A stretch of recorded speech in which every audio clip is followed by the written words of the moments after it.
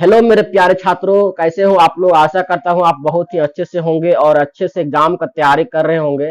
तो मैं आज इस वीडियो में विज्ञान का चैप्टर 7 जीव अपना जनन कैसे करते हैं इस चैप्टर के ऊपर मैं नोट्स लेकर के आया हूं। तो आप लोग इस वीडियो को पूरा अंत तक देखिएगा और अगर आप हमारे चैनल पर नए आए हैं तो हमारे चैनल को सब्सक्राइब कर दीजिए और वीडियो को लाइक एंड शेयर कर दीजिए अपने दोस्तों के साथ में, ताकि आपके दोस्त भी अच्छे मार्क्स ला पाए।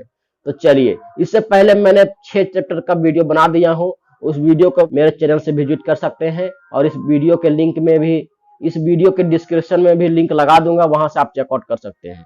देखिए, तो सबसे पहले हमारा है जीव में जनन का महत्व। तो सबसे पहले हम जनन का महत्व समझ लेते हैं, जनन क्यों जरूरी है और जनन के बारे में हम आगे समझेंगे, क्या होता है, किस प्रकार से होता है, कितने तरीके से होता है, सारा कुछ समझेंगे। तो सबसे पहले हम जीवों में जनन का महत्व समझेंगे। तो किसी भी जीव को जीवित रहने के लिए, किसी भी जीव को जीवित रहने के लिए जनन करना आवश्यक है। तो हम इस प्रकार से समझ सकते हैं कि कोई भी जीव अगर जनन की क्रिया नहीं करेगा तो उसका आने वाला भावी पीढ़ी आएगा ही नहीं, उसका अस्तित्व खत्म हो जाएगा। ठीक है, आगे हम लोग पढ़ते हैं। नहीं तो उस जीव का अस्तित्व ही समाप्त हो जाएगा। कोई भी एकल जीव तथा कोई भी जनन द्वारा अपने सदृश व्यष्टि उत्पन्न नहीं करता तो उसका अस्तित्व का पता भी नहीं चलेगा। ठीक है, यहाँ पे कहने का मतलब है स्टूडेंट कि कोई भी जीव जो है, एकल हो या बहुकोशिकीय हो या कोई भी, अगर अपना सदृश, अपना जैसा दिखने वाला व्यष्टि संतान उत्पन्न नहीं करता है तो उसका अस्तित्व क्या हो जाएगा, खत्म हो जाएगा। किसी प्रजाति में पाए जाने वाले जीवों की विशाल संख्या ही हमें उसका अस्तित्व का ज्ञान कराती है। अब हम आगे पढ़ते हैं स्टूडेंट। जीव अपनी प्रतिकृति का सृजन करते हैं। तो क्या जीव जो है अपनी प्रतिकृति का सृजन करते हैं? तो हाँ, अवश्य करते हैं। कैसे करते हैं? जीव अपनी आकार एवं आकृति समान होने के कारण ही सदृश प्रतीत होते हैं। तो कोई भी जीव जो है उसका प्रतिकृति क्या होता है, वह अपने माता पिता के समान ही दिखता है। कोशिका के केंद्रक में पाए जाने वाले गुणसूत्रों के डीएनए, देखिए यहाँ पे डीएनए आया। डीएनए का फुल फॉर्म भी एग्जाम में पूछा जाता है स्टूडेंट। तो डीएनए का फुल फॉर्म है डीऑक्सी राइबो न्यूक्लिक अम्ल। तो कोशिका के केंद्रक में एक गुणसूत्र पाया जाता है जिसको हम लोग इंग्लिश में डीएनए के नाम से जानते हैं, डीऑक्सी राइबो न्यूक्लिक अम्ल।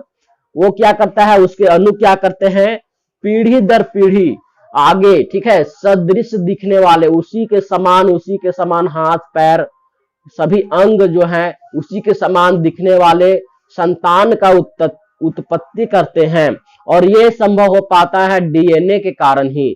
देखिए आगे लिखा हुआ है कि अनुवांशिक गुणों का संदेश होता है। डीएनए जो है अनुवांशिक गुणों का संदेश होता है, वो अगला पीढ़ी में भी बताता है, जो जनन में जीव के संतति में पीढ़ी दर पीढ़ी जाता है। उसके आगे हमारा है स्टूडेंट एकल जीवों में प्रजनन की विधि। एकल जीव का मतलब होता है ये एकल कोशिकीय भी हो सकते हैं और बहुकोशिकीय भी हो सकते हैं, जरूरी नहीं है। एकल कोशिकीय का मतलब होता है कि एक ही शरीर होना, नर और मादा। जिस प्रकार से लैंगिक जनन में स्टूडेंट, ये है अलैंगिक जनन। लैंगिक जनन में नर और मादा का मिलना, दो शरीर का मिलना, दो जीवों का मिलना आवश्यक होता है। इसमें क्या होता है स्टूडेंट, एकल में कि एक ही मादा का शरीर होता है, एक ही शरीर होता है, उसी से अपने ही सदस्य व्यष्टि का उत्पन्न होता है। तो चलिए मैं बारी बारी से बहुत सारे विधियों के बारे में पढ़ूंगा। तो जो हमारा सबसे पहला और इम्पोर्टेंट विधि है उसका नाम है विखंडन। तो विखंडन का मतलब होता है विखंडन, खंडन मतलब किसी भी तरीके से टूट जाना, अलग अलग हो जाना, 3-4 टुकड़े में जीव का शरीर को टूट जाना, उसी को क्या कहेंगे, विखंडन कहते हैं। एकल जीव जब अपने ही शरीर का 2 भागों में टूटकर अपने ही सदृश संतान उत्पत्ति करते हैं, उसे विखंडन विधि द्वारा प्रजनन कहते हैं। तो जब भी कोई भी एकल जीव एक से अधिक 2, 3, 4 भागों में टूट जाता है और एक नए उसी के समान दिखने वाला सदृश, देखिए सदृश संतान की उत्पत्ति करता है, संतति उत्पन्न करता है, उसी को हम लोग क्या कहते हैं, विखंडन विधि द्वारा प्रजनन कहते हैं। तो जितने भी एक कोशिक जीव हैं, सभी एक कोशिक जीव कोशिका विभाजन अथवा विखंडन द्वारा ही नए जीवों की उत्पत्ति करते हैं। तो जितने भी एक कोशिकीय जीव हैं, एक कोशिकीय जीव का मतलब होता है कि उसके अंदर में उसका शरीर एक ही कोशिका का बना होता है। मनुष्य हम सभी क्या है, बहुकोशिकीय जीव हैं, हम लोग लाखों करोड़ों कोशिकाओं से मिलकर बने हुए हैं। तो एक कोशिकीय जीव क्या है, अक्सर हमेशा क्या करते हैं, विखंडन विधि द्वारा ही नए जीवों का उत्पन्न करते हैं। जीवाणु तथा प्रोटोजोआ, जीवाणु तथा प्रोटोजोआ की कोशिका सामान्यतः दो बराबर भागों में विभक्त हो जाती है। तो जीवाणु और प्रोटोजोआ जो है वो क्या करते हैं, सामान्यतः विखंडन विधि के द्वारा अपना संतान संतति का उत्पत्ति करते हैं। उदाहरण के लिए मैंने अमीबा लिया है, देखिए उदाहरण के लिए मैंने अमीबा लिया है और अमीबा में प्रजनन किस प्रकार से होता है। देखिए एक अमीबा पहले से है, वो क्या करता है, अपने शरीर को टेढ़ा मेढ़ा करना स्टार्ट करता है, अपने शरीर का आकृति को बदलना चालू करता है। तो देखिए ये बीच में क्या है स्टूडेंट, ये है हमारा केंद्रक, और ये केंद्रक क्या है, दो भागों में टूट जाता है।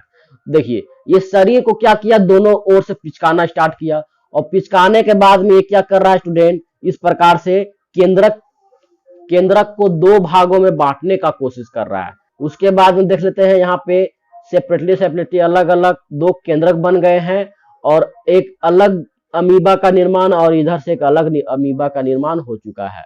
तो इस प्रकार से हम इसको सेपरेट जब कर देंगे तो ये हमारा क्या है, दो जीव बन गए। शरीर पहले एक था लेकिन ये दो शरीर बन गए, और ये फिर से वही प्रक्रिया को दोहराएंगे, और इससे दो बनेगा, इससे भी दो बनेगा, और उससे फिर दो बनते चला जाएगा। मलेरिया परजीवी प्लाज्मोडियम जैसे जीव एक कोशिकीय होते हैं, एक साथ अनेक संतति कोशिका में विभक्त हो जाते हैं। तो ये क्या करते हैं, एक साथ अनेक संतति कोशिकाओं में विभक्त हो जाते हैं, जिसे बहुखंडन कहते हैं। बहुखंडन का मतलब होता है कि एक शरीर जो है क्या हो रहा है, बहुत सारे टुकड़ों में, बहुत सारे भागों में बंट रहा है। जैसे में वायरस जैसे प्लाज्मोडियम, ये प्लाज्मोडियम का फिगर है स्टूडेंट। इसमें क्या होता है, एक प्लाज्मोडियम पहले से था, ये क्या किया कि अपने जैसे लाखों की संख्या में इस प्रकार से बहुत सारे संख्याओं में विखंडित हो गया, और यह भी विखंडन प्रजनन ही कहलाता है, लेकिन यह बहुखंडन के अंतर्गत आता है। ठीक है, तो आप लोगों को द्विखंडन और बहुखंडन समझ में आ गया होगा, जो दोनों क्या है, विखंडन का ही रूप है। अब हम पढ़ेंगे खंडन, सरल संरचना वाले बहुकोशिकीय जीव। तो जितने भी बहुकोशिकीय जीव है, सभी नहीं, जो सरल संरचना वाले हैं, आप लोग यहाँ पे ध्यान दीजिएगा, जो सरल संरचना वाले बहुकोशिकीय जीव है उसी का बात सिर्फ यहाँ पे किया जा रहा है। तो सरल संरचना वाले बहुकोशिकीय जीवों में जनन की सरल विधि कार्य करती है। उदाहरण के लिए स्पायरोगैरा एक बहुकोशिकीय जीव है, जिसमें सामान्यतः विकसित होकर छोटे छोटे टुकड़ों में खंडित हो जाता है। स्पायरोगैरा विकसित होकर के छोटे छोटे टुकड़ों में खंडित हो जाता है, और खंडित होकर के क्या होता है स्टूडेंट, खंड का जो है सो वृद्धि होना स्टार्ट हो जाता है। जैसे कह सकते हैं कि छोटे छोटे बहुत सारे खंड इस प्रकार से बने, स्पायरोगैरा बहुत सारे मान चलिए खंड बने। ये क्या होता है, ये विकसित होना चालू हो जाते हैं, वृद्धि करने लगते हैं, और वृद्धि करने के बाद में नए जीव स्पायरोगैरा के समान ही सदृश दिखने वाले, उसी के जैसा दिखने वाले नए जीव व्यष्टि विकसित हो जाते हैं। परंतु यह सभी बहुकोशिकीय जीवों में सत्य नहीं है, सरल संरचना वाले बहुकोशिक जीवों के लिए है। उसके बाद में अगला हमारा पॉइंट है स्टूडेंट, पुनरुद्भवन, जिसको हम लोग पुनर्जनन भी कहते हैं। पुनर्जनन का मतलब होता है कि कोई भी जीव जिसको हम लोग क्या करते हैं, खंडित कर देते हैं, बहुत सारे टुकड़ों में उसको पीस देते हैं, फिर भी वो क्या करता है, वह छोटा सा टुकड़ा ही पूरा शरीर जिस प्रकार से वह पहले दिखता था, या उसका जो मूल संरचना था, उसी प्रकार से वह अपना शरीर को फिर से विकसित कर लेता है। जैसे मान के चलिए, अगर टूट करके उसका मुंह वाला भाग ही बचा हुआ है, तो उसमें पैर वाला भाग, उसमें पेट वाला भाग आ जाएगा। और उसमें अगर पेट वाला ही भाग बचा हुआ है तो उसी से वृद्धि करके क्या हो जाएगा, मुंह वाला और पैर वाला भाग आ जाएगा। उसी को हम लोग पुनरुद्भवन या पुनर्जनन कहते हैं। चलिए मैं समझाता हूं। पुनरुपेन विभेदित जीवों में अपने कायिक भाग से नए जीव के निर्माण की क्षमता होती है।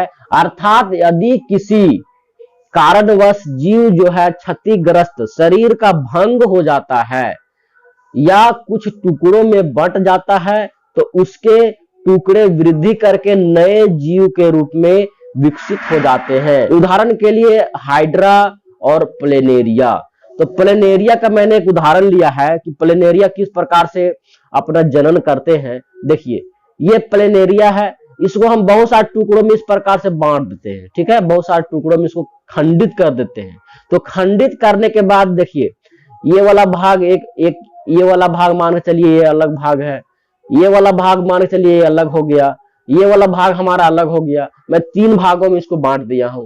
अब ये क्या करेगा स्टूडेंट कि अपने ही सदी अपना जो मूल संरचना है उसी के समान दिखने वाला नया भाग उत्पन्न करने लगता है। तो देखिए ये तो पहले से इसका पहले से उत्पन्न था, लेकिन इसमें जो ये पेंट वाला भाग देख रहे हैं ये विकसित करना शुरू कर देता है, ठीक है। और ये वाला भाग है उसमें क्या, ये पेंट वाला भाग देख लेते हैं, तो इसमें ऊपर वाला भाग और नीचे वाला भाग इस प्रकार से उत्पन्न करना शुरू कर देता है। उसके बाद है देखिए इसका नीचे वाला भाग बचा हुआ है, तो उसमें हमारा केंद्रक वाला भाग और ये मुंह वाला भाग हमारा नहीं है, तो ये अपना ऊपर वाला भाग भी विकसित करना शुरू कर देता है। और इस प्रकार से एक और ये नया जीव बन जाता है जो इसी के समान दिखता है, ठीक है स्टूडेंट। और ये भी एक नया जीव बन जाएगा, ये भी नया जीव बन जाएगा। इसको हम जितने भी टुकड़ों में बांट दे ये एक नया जीव का उत्पत्ति कर देगा। तो इसी को बोलते हैं प्लेनेरिया में पुनरुद्भवन या पुनर्जनन, ठीक है स्टूडेंट। अब मैं अगला टॉपिक को समझाता हूं या अगला अलैंगिक प्रजनन की प्रक्रिया को समझाता हूं। याद करा दूं कि अलैंगिक प्रक्रिया क्या होता है स्टूडेंट, इसमें नर और मादा का मिलना नहीं होता है। यह एक एकल जीव में होता है, एकल जीव में होने वाला क्रिया है। ये एक कोशिकीय या बहुकोशिकीय हो सकते हैं। उसके बाद हमारा अगला पॉइंट है मुकुलन। तो मुकुलन किसको कहते हैं स्टूडेंट, हाइड्रा जैसे कुछ प्राणी पुनर्जनन की क्षमता वाली कोशिकाओं का उपयोग करके मुकुलन के लिए करते हैं। तो जो इसका पुनर्जनन वाली कोशिकाएं होती हैं उसका उपयोग मुकुलन के लिए करते हैं। हाइड्रा क्या करता है, हाइड्रा में कोशिकाओं के नियमित विभाजन के कारण एक स्थान पर उभार विकसित हो जाता है। मैंने एक फोटो में समझाया हूं, देखिए ये हमारा क्या है स्टूडेंट, हाइड्रा है। और हाइड्रा का किसी भी एक शरीर का भाग में यहाँ पे यहाँ पे यहाँ पे यहाँ पे कहीं भी एक छोटा सा उभार के समान इस प्रकार से भाग निकल आता है। और ये क्या होता है स्टूडेंट, देखिए आगे पढ़िए कि एक स्थान पर उभार विकसित हो जाता है, यह उभार मुकुल कहलाता है। और ये जो उभार है स्टूडेंट इसको हम लोग क्या कहते हैं, मुकुल कहते हैं, मुकुल, ठीक है। ये मुकुल कहलाता है जो पूर्ण विकसित होकर ये क्या होता है, विकास करने लगता है अपने ही जैसे। जैसे हाइड्रा का शरीर इस प्रकार से पहले बनावट है, तो इसी के समान अपना शरीर का उभार बनाने लगता है, अपने ही सदृश दिखने वाला संतति का विकास करने लगता है। ये मुकुल ही बड़ा होकर के क्या हो जाता है, एक नया हाइड्रा बन जाता है। देखिए यहाँ पे मैंने समझाने के लिए ये क्या किया हो कि इसी के समान दिखने वाला एक और नया हाइड्रा बन गया। अब ये अगला स्टेप में क्या होगा, यहाँ से यहाँ पे कट जाएगा स्टूडेंट, ये कट जाएगा और एक सेपरेटली एक अलग जीव बन जाएगा और एक अलग जीव रह जाएगा, ठीक है।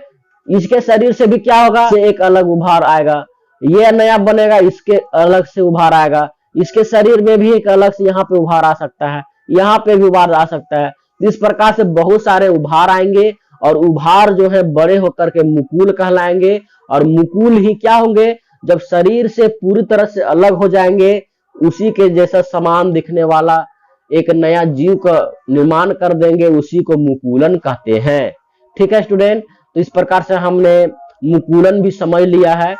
कायिक प्रवर्धन कुछ ऐसे पौधे हैं जिसके जड़ तथा तना एवं पत्तियां, जड़, तना, पत्तियां, इसमें कुछ भी शामिल हो सकता है। उपयुक्त परिस्थितियों में विकसित होकर एक नया पौधा उत्पन्न करते हैं। जैसे परतन विधि हम लोग क्या करते हैं, खेतों में यूज करते हैं। जैसे ईख लगाने में हम लोग परतन विधि का यूज करते हैं। कलम, जैसे नींबू का पौधा, आम का पौधा लगाने में हम लोग कलम का यूज करते हैं। अथवा रोपन में हम लोग किसी भी बीज को क्या करते हैं, रोपते हैं, जमीन में उसको धंसा देते हैं, इसको रोपन करते हैं। यह तकनीक जो है वो कायिक परिवर्धन कहलाती है। इसी तकनीक को कायिक परिवर्धन कहते हैं। जैसे आप लोग गन्ना जब रोपते होंगे तो खेत में क्या करते होंगे, गन्ना को इस प्रकार से छोटे छोटे टुकड़ों में बांट देते होंगे, और गन्ना को मिट्टी में इस प्रकार से धंसा देने के बाद उसके ऊपर में पानी दे देते होंगे। पानी देने के बाद क्या होता होगा कि उसमें उसी के समान ईख जिस प्रकार से पहले था, उसी के समान, उसी के शरीर से उसी के समान एक नया पौधा का उत्पन्न होना तय होता है या होने लगता है। तो उसी को क्या कहते हैं, कायिक परिवर्धन कहते हैं। गुलाब का पौधा में भी क्या करते हैं हम लोग, डंठल को जमीन में गाड़ देते हैं। इस प्रकार से अंगूर में भी होता है। अब मैं आगे पढ़ाता हूं कि कायिक परिवर्धन द्वारा उगाए गए पौधों, बीज द्वारा उगाए गए पौधों की अपेक्षा जल्दी फूल एवं फल देते हैं। तो कायिक परिवर्धन के द्वारा जितने भी पेड़ पौधे लगाए जाते हैं, आम का हो, अमरूद का हो, किसी भी प्रकार का, अंगूर हो, गुलाब का फूल हो, जिसको हम लोग कायिक परिवर्धन के द्वारा लगाते हैं, ठीक है, उसमें जल्दी फूल और फल आते हैं। अगर हम पौधे के बीज द्वारा अगर हम पौधा को उत्पन्न करना चाहते हैं तो वो क्या होता है, अधिक लेट से हमारा फूल और फल आता है। लेकिन कायिक परिवर्धन में ऐसा नहीं है, उसमें जल्दी हमारा फूल और फल आता है। उसके बाद हमारा है स्टूडेंट, कायिक परिवर्धन द्वारा विकसित पौधे आनुवांशिक रूप से जनन पौधे के समान होते हैं। इसके लिए मैंने दो फोटो बनाया हूं। ब्रायोफिल्म का पत्ता है, तो ब्रायोफिल्म का पत्ता, जिसको आप लोग पत्थर चटवा भी कह सकते हैं, इसका पत्ता का आप लोग अगर बालू या किसी भी तरह का नमी वाला जगह में रख देते हैं तो उससे क्या होता है, जड़ और पत्ता निकलना शुरू हो जाएगा, और वो क्या हो जाएगा, एक नया पौधा बन जाएगा। और उस पौधे में उसी के समान दिखने वाले नए पौधे, नए पत्ते उसी के समान दिखने वाला निकलेंगे, जो कायिक परिवर्धन कहलाता है। अब मेरा ईख है, ईख में भी उसी प्रकार से होता है, और एक नया ईख का उद्भव होता है या नया ईख बनता है। उसके बाद मैंने नोट्स में कुछ लिखा हूं स्टूडेंट, जो बहुत ही इंपॉर्टेंट है, उत्तक संवर्धन। उत्तक संवर्धन भी एक छोटा सा टॉपिक है जिसको समझ लेना बहुत ही आवश्यक है। तो उत्तक अथवा कोशिका को पौधे के शीर्ष से अलग कर नए पौधे उगाए जाते हैं। तो बहुत सारे ऐसे भी पौधे हैं जिसको हम लोग उत्तक संवर्धन के द्वारा भी उगाते हैं। तो उसमें क्या होता है कि ऊपर भाग वाला, जिसमें कली वाला भाग जो होता है स्टूडेंट, ठीक है, कली वाला भाग को हम लोग क्या करते हैं, उसका शीर्ष से हटा देते हैं, और हटाने के बाद उसको क्या करते हैं, जमीन में या कहीं पे रोपण विधि द्वारा क्या करते हैं, एक नया पौधा का उत्पन्न करते हैं। उसी को उत्तक संवर्धन कहते हैं।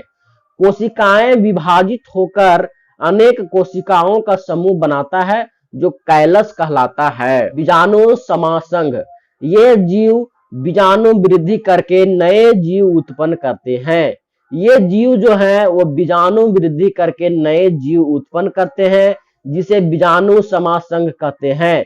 जैसे में ब्रेड के ऊपर में धागे के समान संरचना, जब भी आप लोग देखते होंगे ब्रेड को अगर आप रख देते हैं, ठीक है, नमी वाले जगह में अगर ब्रेड को रख दीजिएगा तो उसके ऊपर में जाली नुमा, ठीक है, ब्रेड के ऊपर में धागे के समान जाली नुमा, रुई के समान एक नया संरचना उभर के आ जाता है। उसी को हम लोग बीजाणु समासंघ कहते हैं। जैसे में एक उदाहरण हमारा है राइजोपस। राइजोपस क्या करता है, ये हमारा ब्रेड पर अटैक करता है, और वहां पे नमी को पा करके, नमी और ऑक्सीजन को पा करके अपने ही जैसे बहुत सारे लाखों की संख्या में बैक्टीरिया उत्पन्न करते हैं, और इसी को हम लोग बीजाणु समासंघ कहते हैं। जिस प्रकार से हमारा चैप्टर का अलैंगिक जनन समाप्त हो गया है। मैं अगले वीडियो में लैंगिक जनन के बारे में बताऊंगा। तो लैंगिक जनन बहुत ही ज्यादा इंपॉर्टेंट टॉपिक है, और लैंगिक जनन को समझना बहुत ही आवश्यक है। तो उसको समझने के लिए बहुत ही ज्यादा वीडियो लंबा हो जाता है, इसके लिए मैंने वीडियो को यहीं पे समाप्त कर दिया हूं। चलिए मैं आप लोगों से विदा लेता हूं। और इससे पहले अगर आप हमारे वीडियो को लाइक एंड शेयर नहीं किए हैं तो वीडियो को लाइक एंड शेयर कर दीजिए और हमारे चैनल को सब्सक्राइब करके बेल आइकन को ऑल पे सेट कर लीजिए। धन्यवाद।